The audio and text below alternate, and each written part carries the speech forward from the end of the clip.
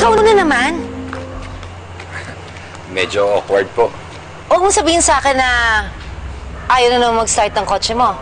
Ay, hindi ho. Alam naman natin dalawa na nagbobolahan lang tayo nun. Sino ka ba talaga, ha? Anong kailangan mo? Ako nga pala yung tatay ni Celeste. Celeste, yung anak ni Mama Agnes. Yung umaway sa anak mo. Hihingi sana ako ng pasensya eh. Ay, at kayo pala yung tatay ni Celeste? Sir? Magandang gabi po. Ay, hali kayo, pasok kayo. Naku, Salamat ho. gara ng kotse nyo ah. Wala yan. Halika, sir, pasok. Sige, tuloy. Pero nasumbong tuloy kita kay Madel.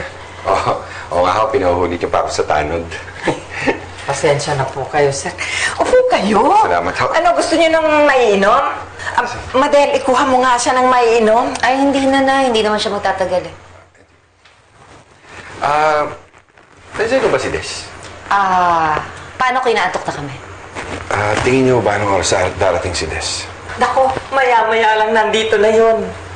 Ano bang kailangan niyo sa anak ko? Kung meron kayong gustong ipasabi, sabihin niyo lang ho sa akin. Ipapadating ko na lang sa kanya.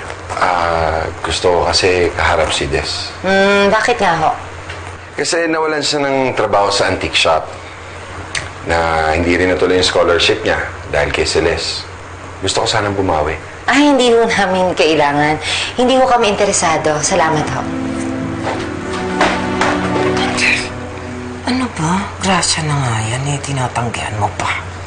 Ay, hindi ho namin kailangan ng tulong ninyo. Kaya kung pwede ho sana makakaalis na kayo, hindi ho kami interesado. Sige ho. Huwag niyo na lang ho sanang guluhin ang anak ko. Please.